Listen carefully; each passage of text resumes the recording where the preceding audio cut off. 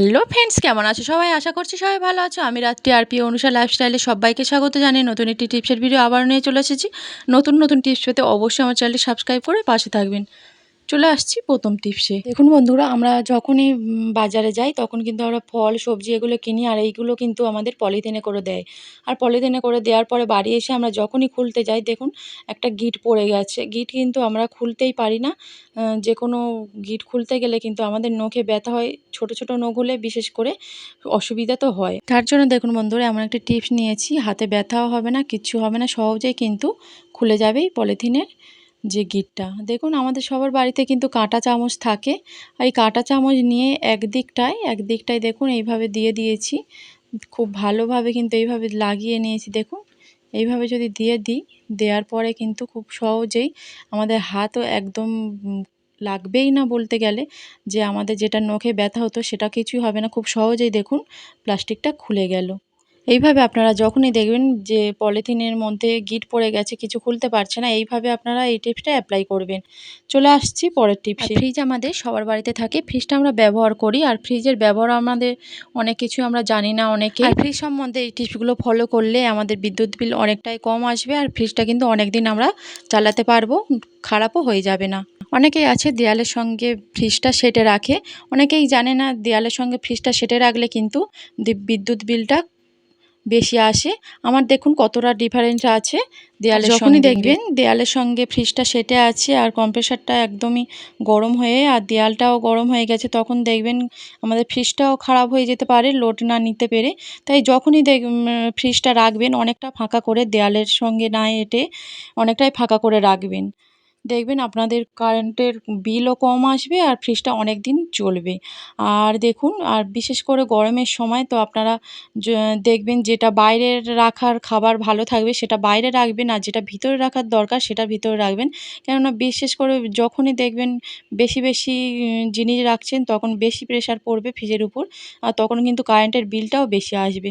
আরেকটা জিনিস লক্ষ্য করতে হবে, ফ্রিজের ভিতরে যে বাড়ানো কমানোর একটা সুইচ থাকে, দেখুন রেগুলেটর, এটা কিন্তু আমাদের বাড়াতে হবে। যখনই গরম পড়বে গরমের সময় একটু বেশি করে দিতে হবে, ঠান্ডা পড়লে ঠান্ডার সময় কম করে রাখতে, এটাও কিন্তু অবশ্যই মনে রাখতে হবে। আর তখন দেখবেন যখনই দেখবেন শীতকালে গরমের মতনই বাড়ানো আছে, তখন কিন্তু কারেন্টটা অনেকটাই বেশি পড়বে। যাদের বাড়িতে ফ্রিজ আছে এইভাবে ফলো করবেন, ফ্রিজের কারেন্ট অনেকটাই কম পড়বে। চলে আসছি পরবর্তী টিপস। আর দেখুন বন্ধুরা, এরকম মোটা মোটা প্যান্ট জামা আমাদের বাড়িতে যখনই সেলাই করতে যাই তখন কি হয়, একটা সুই ধরো আমরা নিয়ে নিলাম, শুয়ে কিন্তু আমাদের অনেক সময় সেলাই করতেই পারি না। মোটা জিনিসগুলো হয়তো সেলাই করতেই হবে বিশেষ করে, আর একটা সূচ বাড়িতে আছে তখনই সেলাই করতে হবে। আর সূচে যখন সেলাই করতে পারি না, কেন সেলাই করতে পারি না দেখুন বন্ধুরা, দেখুন যে সূচটা আছে ওর মধ্যে কিন্তু মাথার দিকে জং লেগে আছে, তাই আমরা কিন্তু কোনো রকম মোটা জিনিসে আমরা সূচটা ফোরাতেই পারি না। আর তাই আমি কি করছি দেখুন, একটা নেল কাটার নিয়ে নিয়েছি। নেল কাটার দিয়ে কিভাবে আমরা জামা কাপড় সেলাই করব দেখুন বন্ধুরা। আর আমি সূচটা ভালো করে নিয়ে কিন্তু এইভাবে সূচের যে আগাটায় জং লেগে আছে সেই জায়গাটা কিন্তু আমরা খুব ভালো করে ঘষে নিচ্ছি। নেল কাটারে যেখানে আমরা নখটা শেভ করি সেই জায়গাটা নিয়ে আমি ঘষে নিলাম সূচটা। নেওয়ার পরে দেখুন বন্ধুরা কত সুন্দর কিন্তু এই মোটা জিনিসটা আমরা সেলাই করে নিতেই পারছি। এইভাবে যদি আমরা নেল কাটারের মধ্যে দিয়ে সূচটা ভালো করে ঘষে নিই তাহলে কিন্তু কোনো রকম জংও লেগে থাকবে না, আর আমাদের সেলাই করতেও অসুবিধা হবে না। বাড়িতেই যখনই আর্জেন্ট দেখবেন সেলাই করতে হবে, এইভাবে যদি সূচের আগা বা কোনো অংশ জং লেগে থাকে, এইভাবে যদি আমরা ঘষে নিয়ে জংটা ছাড়িয়ে নিয়ে আমরা সেলাই করে নিই, আমাদের আর কিন্তু কোনো অসুবিধা হবে না। আর আমাদের বাইরে কোথাও নিয়ে গিয়ে দর্জির কাছ থেকে সেলাইও করতে লাগবে না। টিপসটা কেমন লাগলো অবশ্যই আপনারা কমেন্ট করে জানাবেন। ভালো লাগলে একটা লাইক, অনেক শেয়ার করে সাবস্ক্রাইব করে পাশে থাকবেন। চলে আসছি পরবর্তী টিপস। আর দেখুন বন্ধুরা, আমরা যখনই ভাতটা হয়তো বসিয়ে দিয়ে কোনো কাজে ব্যস্ত হয়ে পড়েছি, ভাতের কথা কিন্তু আমাদের মনে থাকে না, তারপরে এসে কি করি, দেখা যায় যে ভাতটা একটু নরম হয়ে গেছে, ভাতটা কিন্তু ঘেঁটে যাবে, তখন আমরা কি করব দেখুন, ভাতটা কিন্তু একটু নরম হয়ে গেছে, তখন কিন্তু ঝরঝরে ভাত আমরা পাবো না। আর বিশেষ করে যদি বাড়িতে অতিথি আসে তাদের যদি এরকম গলা ভাত দিই তাদের কিন্তু ভালোও লাগবে না, আমাদের কিন্তু খারাপ লাগবে অনেকটাই।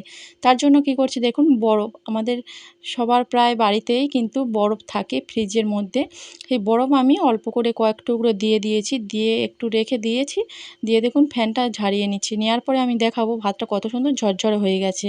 আর বরফটা দেওয়ার কারণ কি হলো, যে বরফটা দিয়েছি ঠান্ডা যেহেতু, ঠান্ডার ফলে কিন্তু আমাদের যে গরম ভাতটা ছিল, গলা ভাতটা, ওটা কিন্তু একদমই সুন্দর হয়ে কিন্তু একদম দেখুন ঝরঝরে হয়ে গেছে। আপনারা বুঝতেই পারছেন কতটা ঝরঝরে হয়েছে।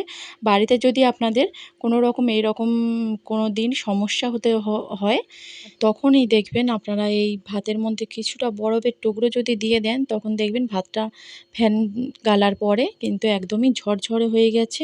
খুব সুন্দরও কিন্তু খেতেও লাগবে, একদম জড়ানো ভাত থাকবে না। এইভাবে আপনারা বাড়িতে এই টিপসটা অ্যাপ্লাই করবেন। ভিডিওটা এই পর্যন্ত রাখছি। যে যেখানে আছেন ভালো থাকবেন, সুস্থ থাকবেন।